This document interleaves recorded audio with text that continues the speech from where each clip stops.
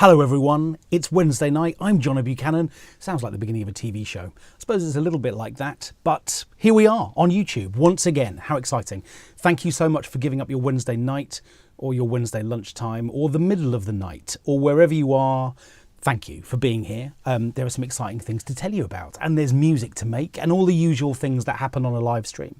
So for those of you who are attending your first ever live stream, we tend to do one of these whenever there's a little bit of an announcement to make, and there is definitely one of those coming.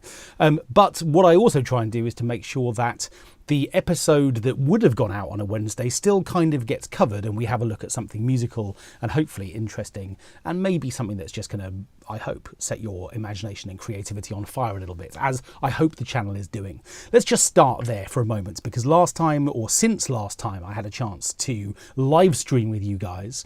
Obviously, many more subscribers arrived, for whom I am extremely grateful. It's wonderful that the community around YouTube is building the whole time, and I'm really excited about that. But there has also been a really interesting development on YouTube. I'm letting you in behind the scenes of it now, which is that whereas not that long ago, what I would tend to find is that we'd put out a video on a Wednesday and then there'd be a wonderful series of comments and questions about that. What's starting to happen now is that as people join the channel and come and find the content and maybe are searching in different ways, what I'm finding is that people are finding their way into the content that we make from all kinds of start points. And because there are getting on for 175-ish episodes there now, it's wonderful to see that as people's interests develop in various areas around Logic Pro, they're kind of finding their way in and then discovering this quite interesting, I hope, collection of videos now, which are obviously going to be supporting the music making that they want to make. So for all of you who have been there since episode 1, you know who you are. Thank you so much. And for all of the people who are new, you're very welcome. And yeah, I think you'll find that this is a wonderful community of people, all of whom are trying to get better at Logic Pro. Now, with that in mind, isn't it exciting also, since last time I had a chance to see you, that Logic has been updated. 11.2 is here with some really interesting new things. So you know my feelings about AI. We've had those conversations in the past, but it is definitely true that Stem Splitter continues to improve and get better. We've got a couple of interesting new developments when it comes to wanting to separate out individual sort of parts from stereo audio files, and the capabilities there are really becoming quite extraordinary and ever more sophisticated, and I think that that's obviously a technology that is going to continue to develop, and actually I'm sort of on board for that. And of course 11.2 has brought some other stuff too, including the opportunity for us to use ChatGPT to rewrite our lyrics. I'm less sure about that, but also some other really hidden and interesting features, like, for example, the opportunity for us now to load bits of channel strips rather than the whole of them. You'll know that if you browse for sounds through the library, what often happens when you click on a sound is that in addition to a plugin that's going to make a noise, you might also find that there is audio processing auxiliaries that come along with individual channels. And what we've got now within 11.2 is the opportunity to decide which bits of channel strips we want to load, and that's actually a really useful feature and one that I'll be showing you in coming weeks. Now again, if you've been with the channel for a little while, you'll know that this is not the channel where the moment there's a new Logic update I make a video immediately just talking about those features.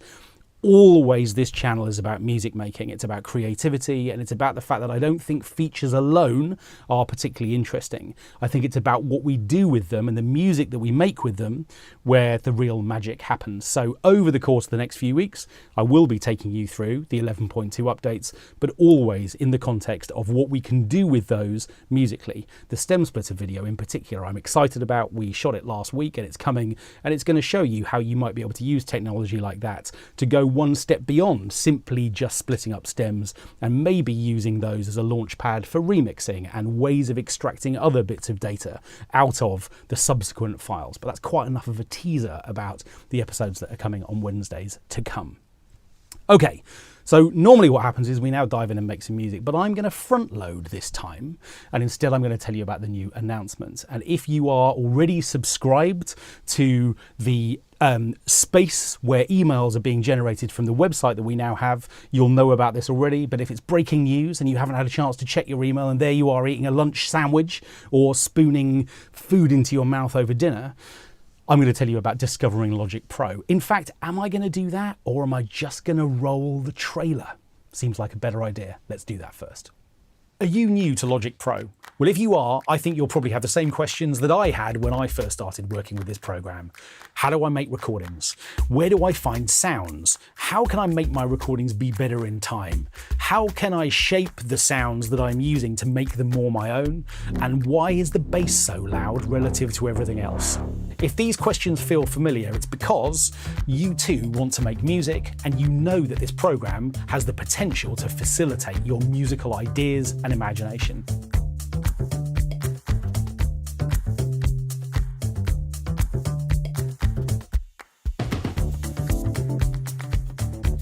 Discovering Logic Pro, this brand new course, is going to answer all of those questions and many more, and it's going to do it in the most musical way I can imagine, by getting you to make music within just the first few minutes of the course. And from that point, we're going to explore all of those questions and many, many more to build really sophisticated, interesting pieces of music, which are just led by your musical intuition.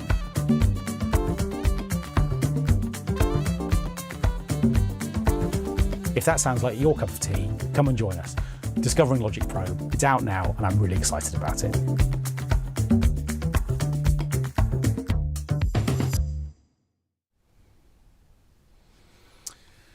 Wouldn't it be nice to be that succinct all the time? I feel like I'm always using too many words, and then the trailers that Will makes for these courses are just so great and I sound like I know what I'm talking about, which is always nice.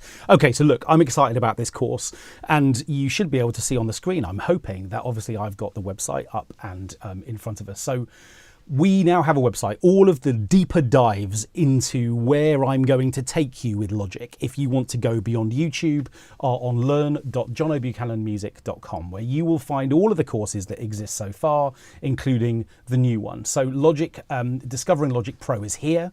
You can see that it's a little bit cheaper than the courses that we have released in the past.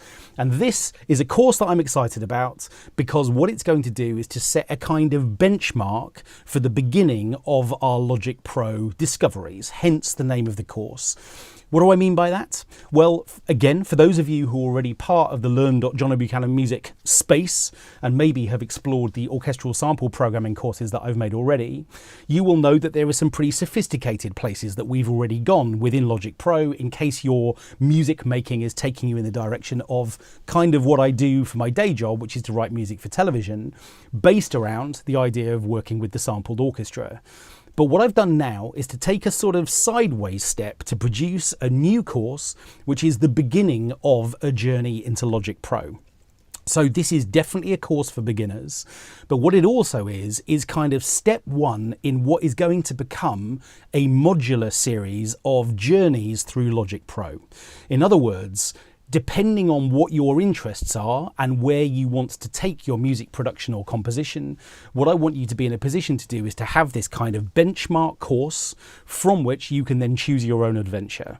So if it's the case that what you want to do is to learn how to write music using sample orchestras and you're new to Logic Pro, the course is your launch point, and then obviously you're in a position to go and look at the orchestral sample courses.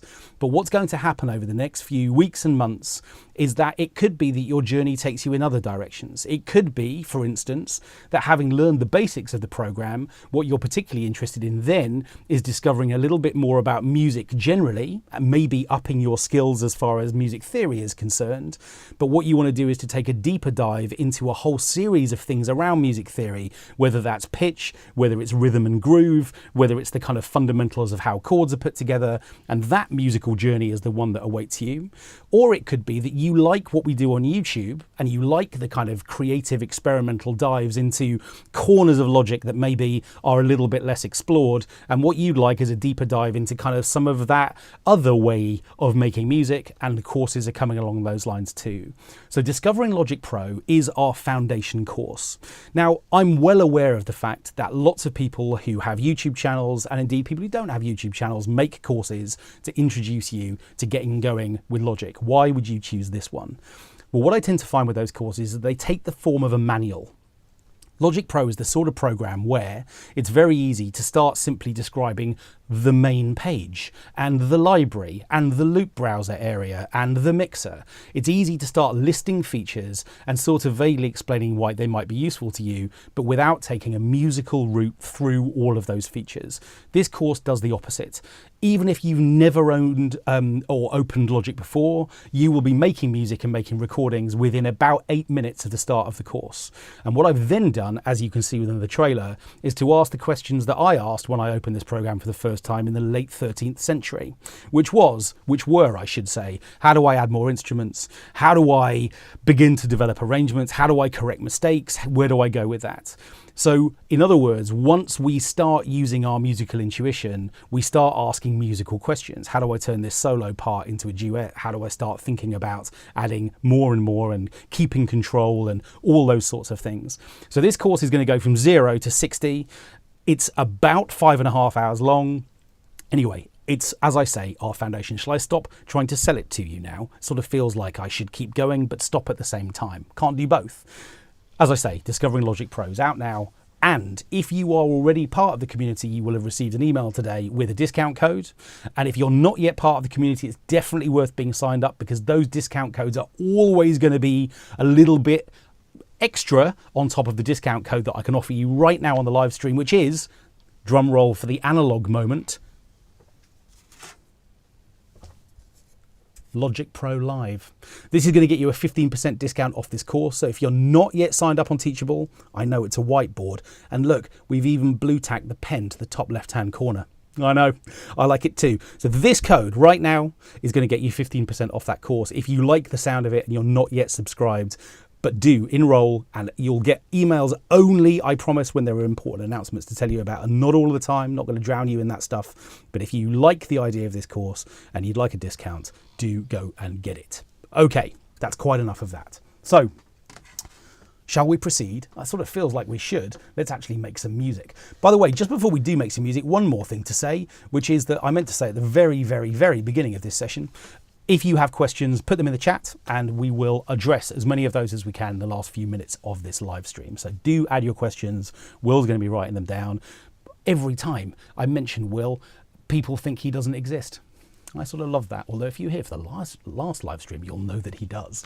Okay, very good. Now then, we are going to look at some creativity, because there is a plugin within Logic which I just can't stop playing with, because it keeps doing brilliantly unpredictable and wonderful things. And that is Sample Alchemy, one we've looked at on the live stream before. And before you start thinking, I think I know where this film is going, no, you don't. Stick with me. What I am going to do is to record some piano. So I've got the studio piano instrument up on my screen. I've got a velocity processor doing some velocity processing just to keep the kind of tone of this instrument a little bit under control. And this gives us the kind of beautiful delicacy and piano sound that I just kind of love.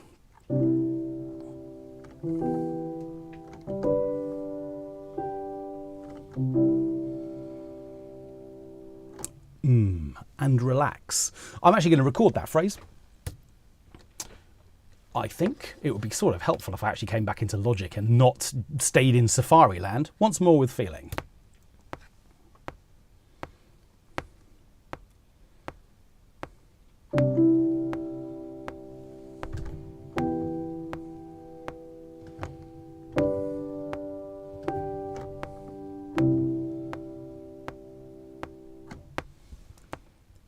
Okay, there's my restful 4-bar phrase. Let's just have a listen to it.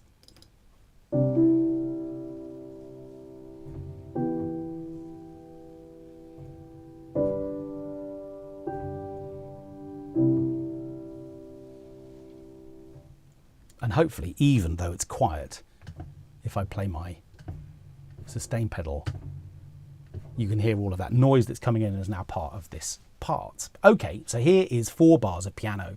Now, in order to transfer this into Sample Alchemy, which is exactly what I want to do, I'm simply going to drag this part down onto an as yet unassigned track, take it left into the Create New Track area, and what I can then do is to just drop it straight into Sample Alchemy. And again, whilst this is a plugin that we've seen before, what I'm going to do is just open it. The moment I release that piano part on Sample Alchemy, what happens is we have a chance to see the part that I've recorded. And I've got to say, I think that I might have to rename myself Jono Quantize Buchanan.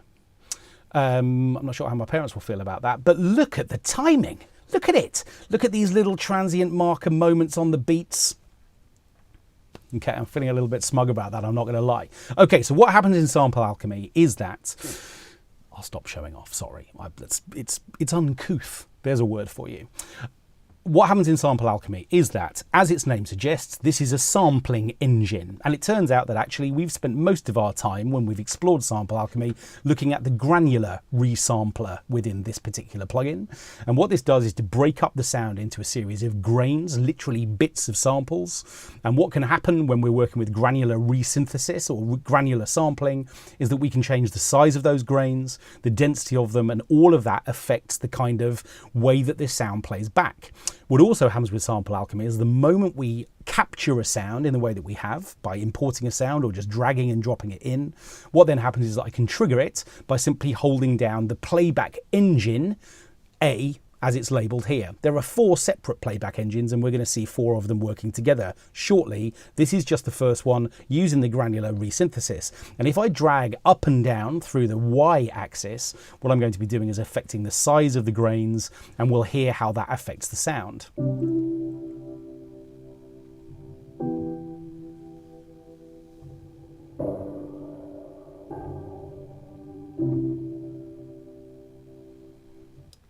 So I get this kind of warbly effect. Now in classic mode, as you can see, if I hold down the button for the playback engine A and I don't let go of it, we get to hear the whole of that sample as if it were just being triggered in that kind of classic sampled way. And this of course is one of these modes, again something we've looked at before. And there are 4 other modes which allow me to play back bits of this sound rather than all of it. So if I don't want to hear all of it, I want to play a loop. What I can do is to trigger a particular area of this sound. And again, if I hold down A, I'm going to hear this loop play over this section, but what I can also do is to play it by adjusting the loop endpoint.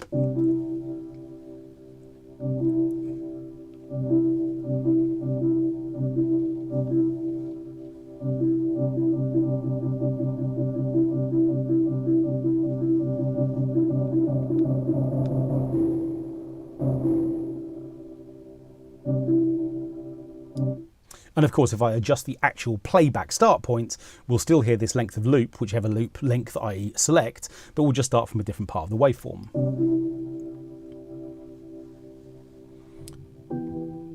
And I can have the loop play backwards. If I put the loop point after the loop, if I put the start point after the end point. Does that make sense? I think it does. So you can see that if this little blue dot that's indicating the loop length is before the playback engine, the loop will play back backwards. Okay, what we also have is scrub mode. What this allows us to do is to just literally play back over a small area of this, like a micro loop, like a real held snapshot kind of a vibe. I've got bow, which allows me to just scrub over a particular small area.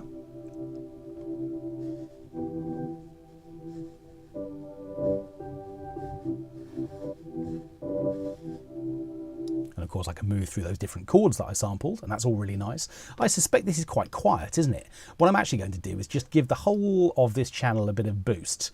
Sorry, Will, I'm going to give you some warning here, because if you've been throwing the fader as loud as you can, it's about to be nearly 12 dB louder. 12 dB would be too much, so I'm going for 11.8. Some people who don't know me very well will think I mean that, seriously, which is fun. Here we are, it's going to be louder now. That's better, isn't it? And then we've got ARP mode. Now, ARP mode makes more sense when we introduce different engines. What this is going to do is to take a snapshot of one of the engines, and then it wants to move on to the next one. So it's going to give us this kind of little ARP-y kind of effect, like this little micro loop. But if I introduce B as well, that's going to make more sense, because now what's going to happen is it's going to jump between these 2 positions. Remember, this is chord 1, this is chord 2.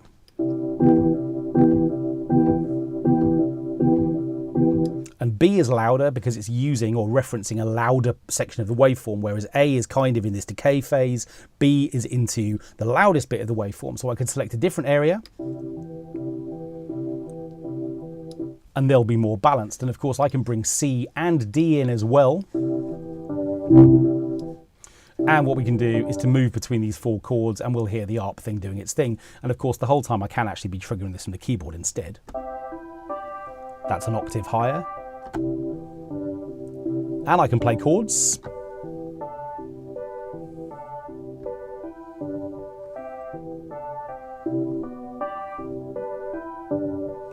And we start to get some really nice movement. And that, I think, is all really nice.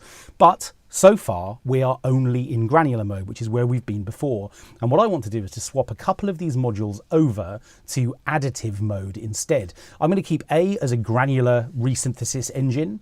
I'm going to click on B, and we're going to switch this across to additive. And this is a different type of resampling synthesis. This is going to choose harmonics in a slightly different way. And we'll hear that really clearly. And the reason I'm staying in art mode is we're going to jump from A, granular, to B, additive, back to C, which is going to be granular again, and then to D, which I'm also going to make an additive engine. And we'll hear very clearly what happens with these different approaches to resynthesis. I think B and D are going to be a bit louder as well.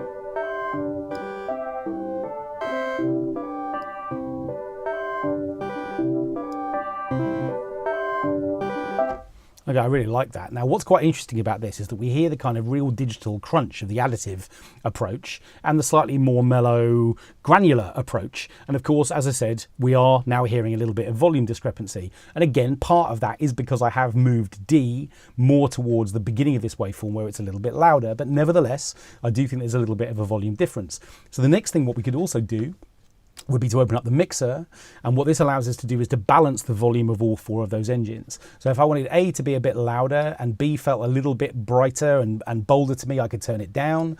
I could keep C more or less where it is, and D, which is the loudest, can become quieter. So now we've effectively got a mixer style control over those four elements, which again, for as long as we're in art mode, is going to be really obvious because we're jumping between each of those four.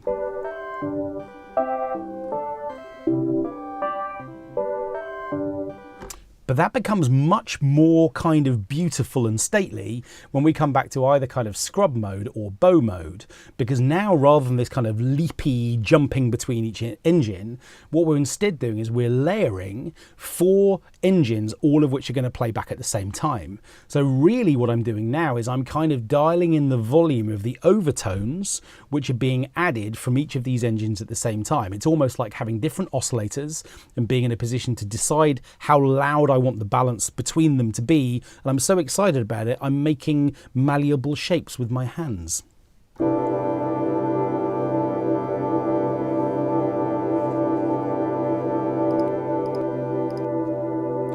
So here is module A.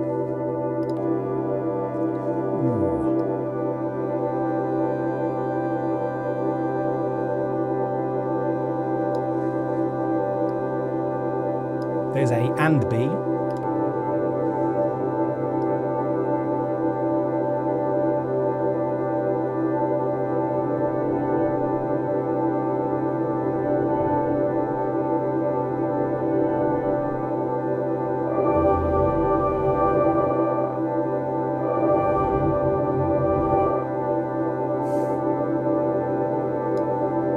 There's C, and let's bring in D2.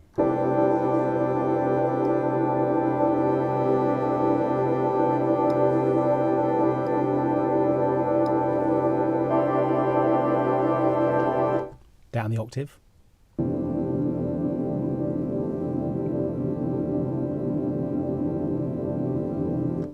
That's the kind of sound that you might imagine a grand piano making if you sort of threw it down an enormous staircase and then sort of froze the recording at that moment where all the strings are ringing together. Amazing kind of resonance and ambience. It's really, really, really beautiful. Now, of course, the reason that I stuck on C for as long as I did was because I was having quite a fun time creating some movement for that particular module. And this brings us to the next amazing bit of sample alchemy, which is how we can begin to get motion, sort of real-time movement into the various bits of these sample playback engines. And to show you how this works, I'm going to make life simple for a second by turning the mixer off. So we're just back to module number, all the letters of the different modules all being present at the same time. And remember, they are just selecting now bits of the waveforms from each of those individual chords. Now, what I'm in a position to do, again, I'm going to make this really straightforward by turning off the modules I don't want to use. I'm going to just stick with module C for a moment, and I'm just going to play you that so you can hear it.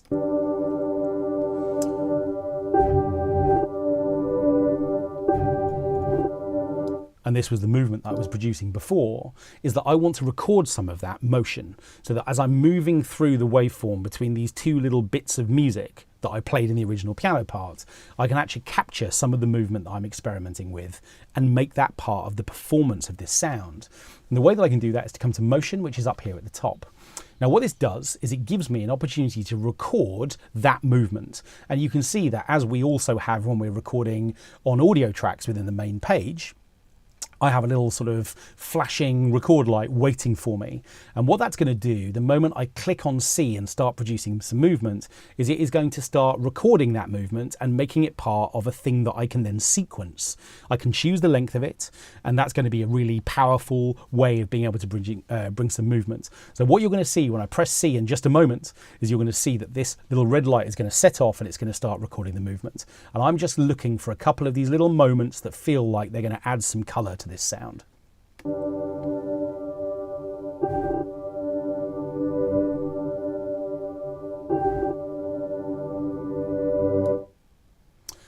And when I let go, I know it was exciting, wasn't it?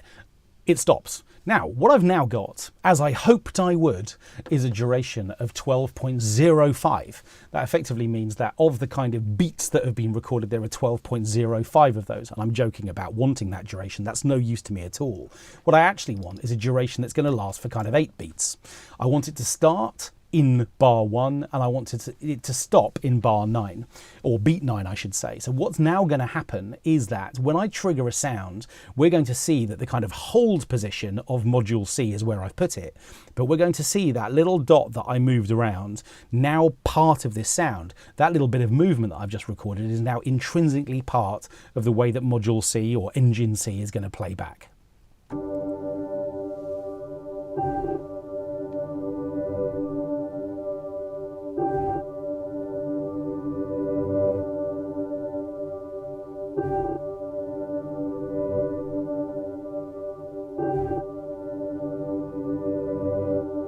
And you can see the loop. Every time I come back round, it triggers again. And of course, now what's going to happen if I bring in the other playback modules is that that movement is going to be part of the whole. We've still got all of the sound coming from module A and B and D, and C is going to be added to it now with this extra movement.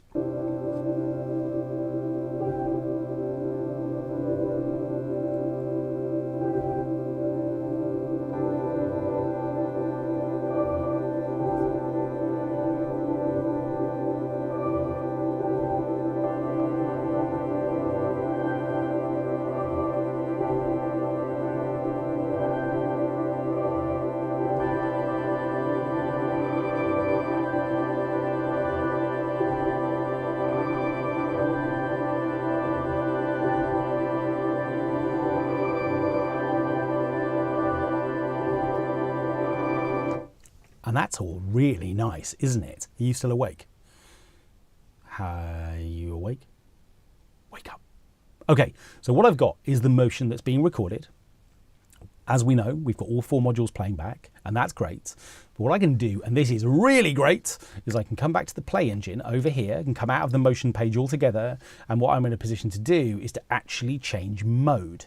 So if I want to hear the context of that movement for engine C, but I want to come back to bow mode, I can.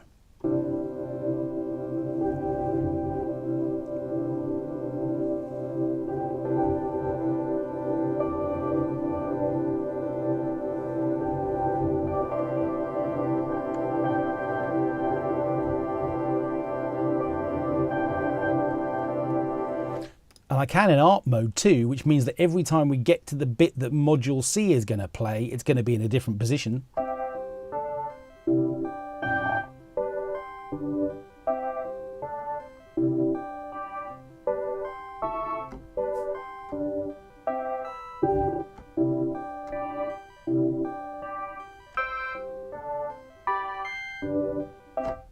So that movement is now kind of baked into the experience of this sound. Now I know what you're wondering, which is, can I do that for all 4 of these engines? Yep.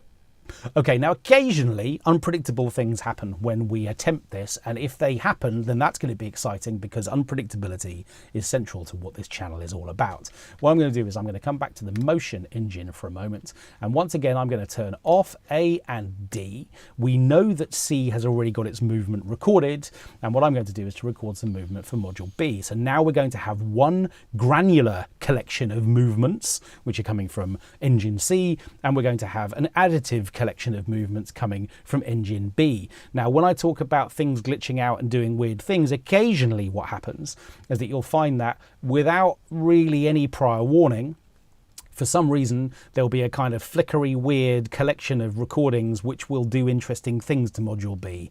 Will it happen? Who knows? You can see that again, the recorder arm light is on. This time I'm going to record movements for B. We're about to find out. Hold on to your hats.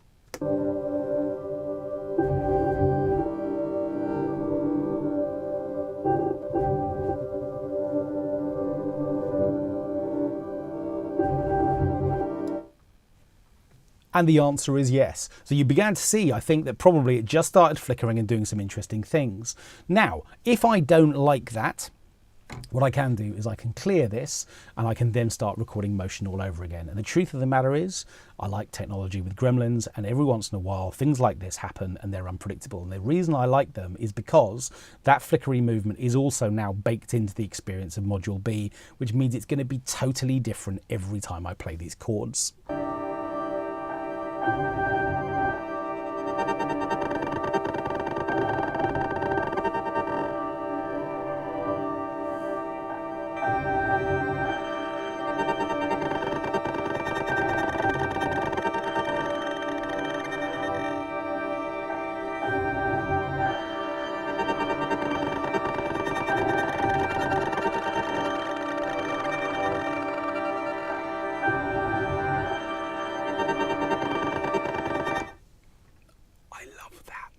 It sounds like something's kind of fracturing. Now, in the context of all 4 of these modules playing back together, B is now going to be too much. And of course, because of the unpredictability of the movement and because it's coming from a different chord, there are kind of overtones now harmonically that are a little bit wild and untamed, and that's exciting.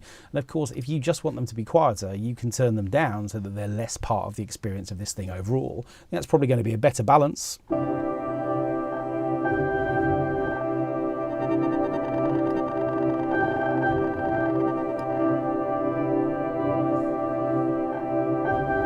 And what I can also do is to offset where B starts. So I get that movement, but I can shift it all a little bit late. So if it feels a bit discordant,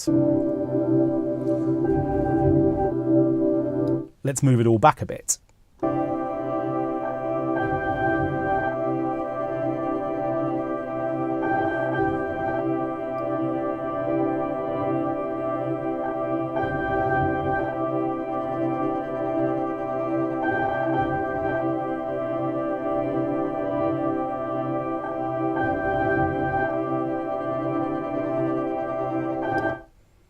I love that. But if I'm alone, Will's going to tell me right now that no one's watching this live stream anymore. Is anyone watching it, Will? Or am I now talking to nobody? I'm going to just keep going because I'm having a nice time. So what we've now got is this kind of movement, some of which we're in control of and some of which we're not, and I love that too.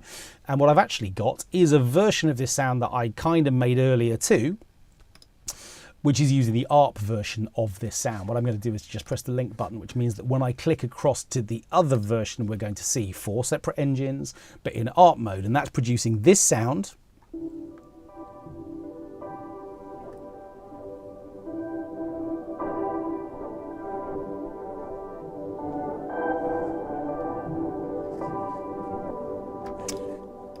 And here's our new one.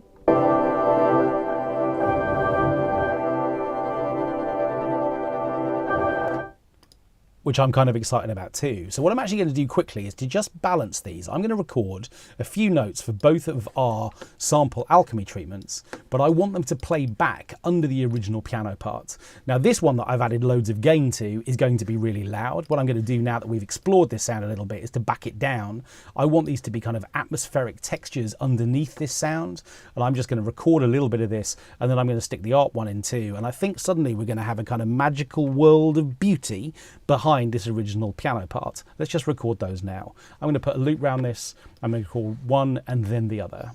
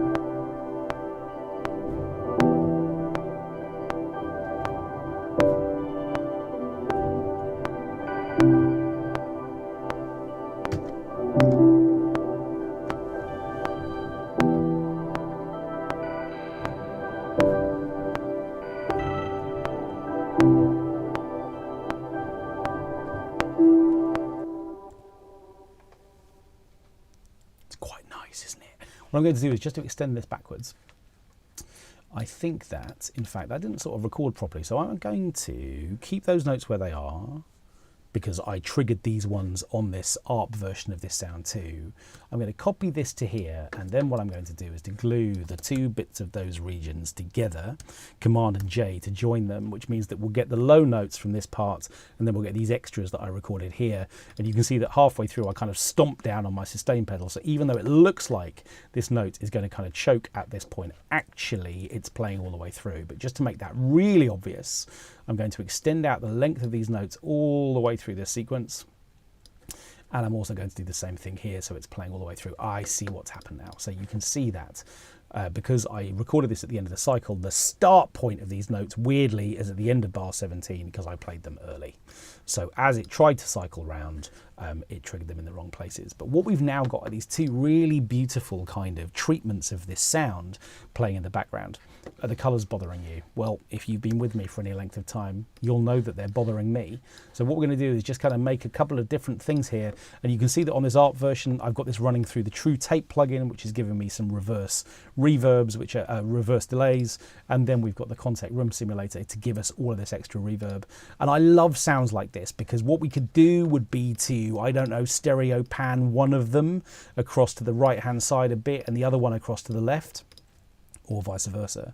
And of course what I can also do is maybe just jam a little bit of extra piano on top.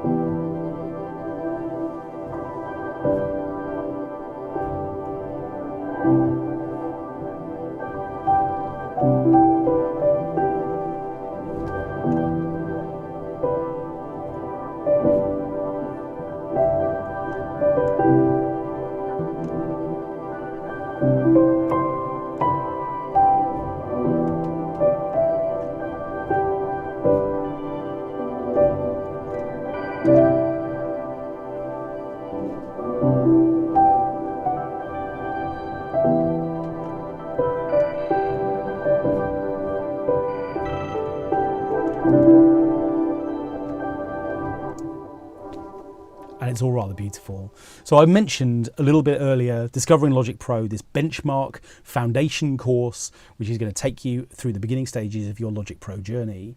But it's these kinds of techniques that are coming in the kind of creativity Logic courses that we have planned as well.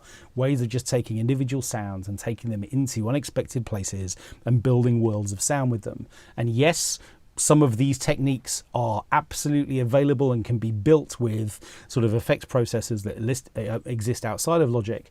But what you're always going to get when you sample your own sounds and start to noodle with them in these kinds of ways is a version of a sound which you'll never make again. Even if I attempted to make exactly these collections of recordings and movements into these sounds, there's no way I'd be able to. Even if you were following along and recording exactly what I am, you'll find that your version of this in Sample Alchemy is going to sound a little bit different, because the infinitesimal changes that come when you move the sample playback engine into a different place is where the magic lies. It's different every time. But of course, because all of this stuff can be saved as part of your project, highly recallable, it means that your version is going to be yours forever. And I love all of that stuff. So those pathways are coming as well, if it turns out that this is the kind of music making that you're interested in.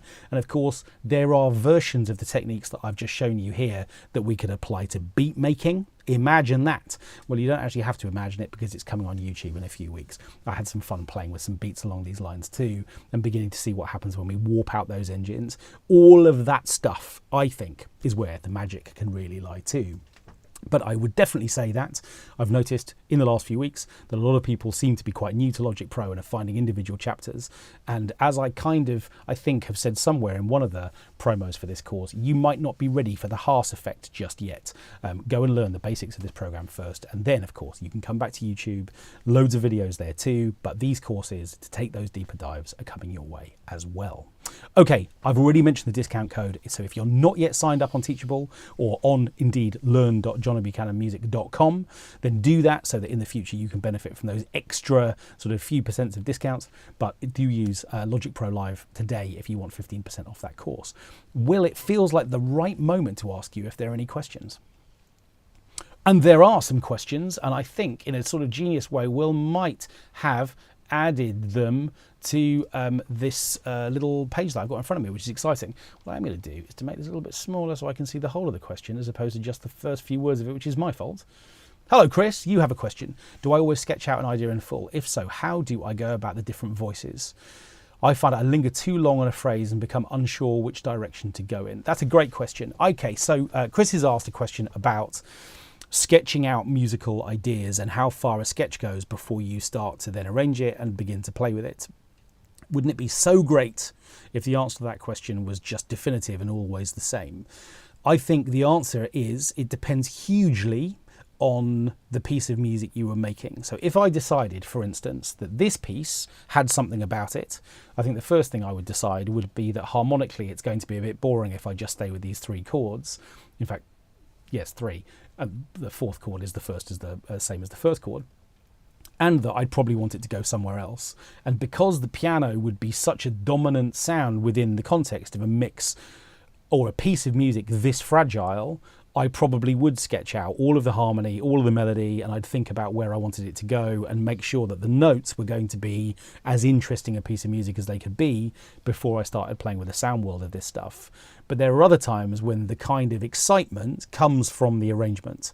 So if you're writing a piece of full orchestral music, and I know you are, Chris, what I would definitely say is that a piano sketch or a guitar sketch or whichever instrument you most like playing is a great starting point, but probably you're really only going to know if it's going to sort of stand the weight of the arrangement you intend for it if you start that arrangement process.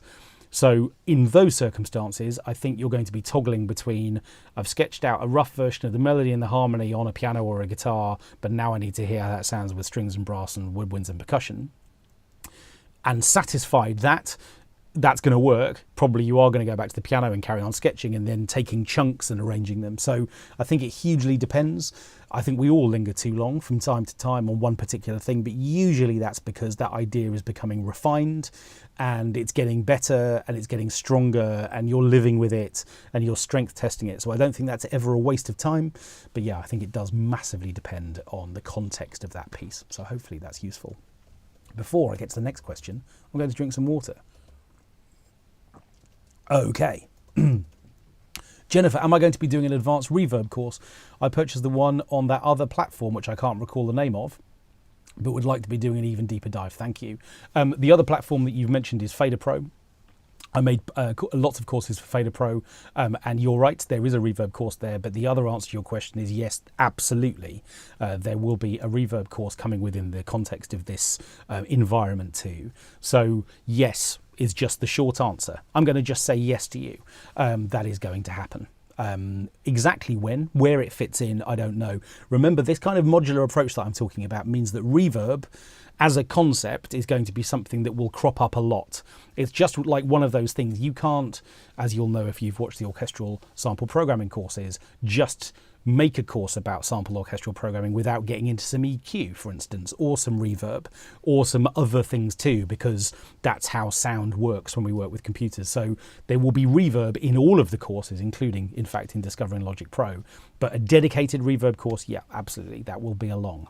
Absolutely, I just need to give up sleep entirely, I think. It's probably going to be the solution.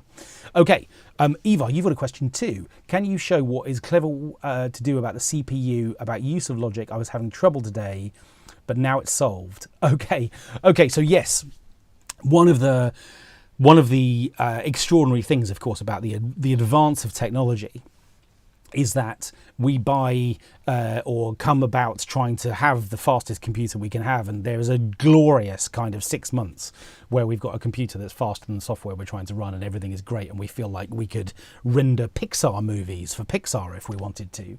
And then what happens is that Logic or a third-party plugin manufacturer will bring out an update, and it suddenly turns out that that plugin is pretty CPU intensive, and then you fast forward another couple of years and suddenly your computer is struggling. So there are a number of things that can be done, including increasing the buffer size. So what that basically means is you can give Logic longer to think about processing the audio or the playback of the music you're making. So in other words, when you press play, there'll be a momentary pause, and what Logic's doing is to produce what we refer to as look-ahead processing. It's basically giving itself a moment to begin to do all of the processing. Now that's great on playback and mix, no problem, but if you're actually trying to record things live, it is a problem. But generally speaking, I'm now going to slightly embarrass myself by forgetting where the buffer size is. I think it's in here. It sure is. So what I've done is to come to Logic Pro, and I've come to Settings, and I've come to Audio, and what you're going to find is that the I/O buffer size is here, and the smaller this number is, the less latency, the less processing, the less look-ahead stuff you're allowing into your version of Logic, your project. So if you start to find that things are slowing down or becoming problematic, you can increase this number. And the bigger the number, the more of that look-ahead processing it will do. Like I've said, that means that if suddenly you want to add a new MIDI part or a new audio part, you're going to find that latency is a problem. So in addition to a larger number here, what I would also recommend you do is to add low latency mode to the options that exist up here in the top right hand corner. And the way that you can find that is if you control click on the transport bar. Interesting, it doesn't want to do it. Now it does. So if I control click, I can come to the customize control bar and display. And what that will then let me do is to add this button here, which is low latency monitoring mode. And when I do that, I get a new icon, which is a little clock type thing here. And what that does is to allow me to reduce latency for as long as I'm recording. So that is a kind of overarching, I'm going to just shorten latency for a while I'm making recordings. And what that will actually do is to turn off all third-party processing, and indeed some of Logic's more intensive processing too. So what you'll find, sure enough, you can see now, this bus, which is being routed through to the Quantec Room Simulator, is being temporarily bypassed. This little orange light shows me that this isn't happening anymore. So while I'm making my recording for my piano, I'm not going to be hearing the QRS. But the moment I finish making my recording without any latency, I can turn that button off and I'll get all of my effects back, including third-party plugins. So straight off the top of my head, I would say those two things. If you're experiencing problems with playback, but there are other things you can do like freezing tracks, turning big, intensive third-party plugin synths into audio, and switching off the actual sort of on-off lights for the playback of those instruments too, a number of things. And in fact, actually, Eva, thank you. I think that that is a good idea for a video. I'm going to make one of those for the channel. You see what you did for me? But hopefully that does something useful for you today too. Okay, I've got a question from Matt. And the secret helicopters. Yes. Can I use audio I've already created other than the MIDI here and warp that? Within Sample Alchemy, I think you probably mean. Yeah, you can drag audio in, absolutely. So any audio file can simply be brought into your project, dragged and dropped and placed within Sample Alchemy, and you can then go nuts with it. If that's not what you meant, Matt, follow up another question and we'll add it in a moment while I address the next question, which is here. But yeah, the answer is any audio can get put into Sample Alchemy, including sounds that don't exist within your current project. So you can just browse for those, or indeed you can just go to the Finder, find those bits of audio and just drag and drop them into your project. And if it's not working directly, just dump them on any audio track, drag them left, and they'll be added to Sample Alchemy if that's what you want to do. Okay, I didn't quite understand the different panning options in Logic. Can you talk a bit about those? Yes, I can. Euless, I think, is your name. That's a great question. Okay, so what we've got within Logic, let's start over here with the piano part, is our humble piano, pan dial, which is here. Now, by default, what this will actually do is to act as a sort of crossfader between the left and the right signals. So what I mean by that is that if I pan the piano left in regular pan mode, what I'm actually doing is I'm only hearing the left-hand channel of this sound. So in other words, I'm going to hear it on the left, but let's suppose the sound that I was working with had a very different signal in the left-hand side compared to the right-hand side. What I would be hearing is only the left-hand side on the left. And if I panned the sound across to the right-hand side, I'd only hear whatever was on the right-hand side of a stereo signal. So let's make a really extreme example of that. Let's suppose I had made an audio file which contained the arrangement of my string section on the left and a vocal part on the right. Pretty unusual, but let's suppose I'd done that. What that would mean is that if I panned across to the right-hand side, I'd hear the vocal coming out of the right-hand speaker and none of the strings. And if I went that way, I'd hear only the strings on the left and none of the vocal. The alternative is that what I can do is to control click here and I can select stereo pan. And what that does is to say, I want both sides of the stereo signal to remain audible, but I want to bias those towards one side or the other. So in other words, I would still hear the vocal panned towards the left, and I'd still hear the strings on the left too, but I'd be taking the whole of that stereo signal and I'd be pulling it towards one side or the other. So in other words, I'm keeping all of the stereo-ness, I'm just choosing to limit that to some point within the stereo mix. So those are your two main modes as far as panning is concerned, and you can select between them by just pressing Control and choosing between them. So in other words, the regular pan option is just called balance, and it just is like a crossfader between those two sides. So I hope that makes sense. I'm not going to talk about binaural panning tonight because, goodness me, we'll all go even grayer than I am already. Okay, so hopefully that makes sense and answers that question. Nick, hello Nick. I am trying to write a piece that makes heavy use of viola. Do you have any recommendations for a paid community of players, I think is where you're going with that question. Actually, no, I don't. I'm not really so up to date with the assorted session options that are available. So, bearing in mind there's 5 minutes left of the live stream, if anybody can answer Nick's question in terms of where to find players, I can definitely recommend a viola player to you, Nick. I can definitely do that. But in terms of the actual platforms where session musicians advertise their wares, and obviously people are doing that remotely these days, which means the whole world of session players is potentially available to you. But in terms of the best one of those, or one that I hear people talking about above others, not really. So if anyone does have a really great recommendation for Nick, could you please put it in the chat right now? I'm glad that you're writing for viola. What a wonderful instrument that is. A truly overlooked instrument, I would say. I've answered Matt's Secret Helicopters question correctly. That's nice. Any other questions come in since then, and are excellent recommendations coming in for Nick about session players? Sample library, not session. Oh, a sample library. Oh, my mistake. Okay, fine. Okay, and this is as real time as it can possibly get. Do you want a section, Nick, or do you want a solo player?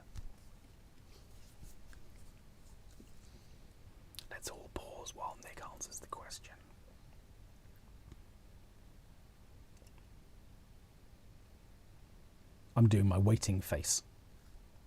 Well, in fact, I'm going to answer both those questions. I think that the Abbey Road 2 library, if you want that kind of Eleanor Rigby type sound, that's a Spitfire audio library, is absolutely exceptional. You'll get a string quartet, which means you'll get the violins, both of them, and the cello as well, but the viola is beautiful. I also think from those guys, the solo strings library is very good. I use that patch a lot. There are the first chairs within LA Scoring Strings, which is the LAS library. You'll hear people refer to LAS. That's LA Scoring Strings. And what they have is an ensemble approach, so multiples of players. But what they have is a first chair option, which is the solo leader of those individual string sections too. And I think that those are really beautifully recorded samples as well. So right off the top of my head, I would recommend those, I think. I'm afraid I definitely wouldn't recommend Logic Studio Strings, which I think remains a slight weakness. Okay, live player in due course when the writing is good enough. Okay, so yeah, nice place to start, Nick. Absolutely sketch things out, but I definitely think that those samples, the ones that I've mentioned, slightly leap off the page. But again, I would say probably if any people have other recommendations. And in terms of free options, yeah, I expect that, again, there are labs things. I know that I expect there are other options too. Again, I'm slightly struggling to think of one right off the top of my head. But again, if people have recommendations, please do put them in the chat. Actually, this is a useful sort of side plug for the fact that within, again, the community pages of learn.johnnybuchananmusic.com, it's exactly these sorts of discussions that I want to get going even more than we have already. So there is a whole community arm to that space where I want to be in a position where I can answer more questions, but all of us can share our knowledge. The truth of the matter is that if you become lucky enough to be busy writing music, whether you're a EDM producer or whether or not you're a composer for TV, actually the kind of sort of fertile discussion grounds around great resources, techniques, approaches, hardware controllers, all the things that matter to people in terms of how they want to make music become really important. And I'm definitely out of touch in some respects, and I'm really keen to learn more. So with all recommendations, do head to those pages too. Just to stress that one more time, you can sign up without buying a course. You can be part of this community. You can be part of the landscape of where these courses are going and what they're doing. You don't have to buy anything to be part of that, but that is increasingly going to be where I hope a sort of deeper discussion around music making in Logic and with other resources as well is going to happen and take place. Okay, it feels like it's 20:59 and 15 seconds, which feels like I've timed this quite well. So all that remains for me to do, as always, is to thank some important people. Will, who is the other half of this channel, who only appears occasionally in live streams when things go wrong. Not tonight, so no Will for you, I'm afraid. You haven't been good enough, but obviously Will's a massive part of everything that we do, and I'm indebted to him for all of his hard work and everything he brings to the video side of this. But as always, the biggest thanks from both of us goes to you guys. None of this is possible without your questions, without your involvement in your interactions. They really matter to me, and it remains the case, 13,500-ish subscribers in, that everything that happens on YouTube is lovely, really is lovely. People have lovely questions. They want to be involved. Everyone's got nice recommendations, nice things that they want to see made videos about. And this is just such a wonderful group of people.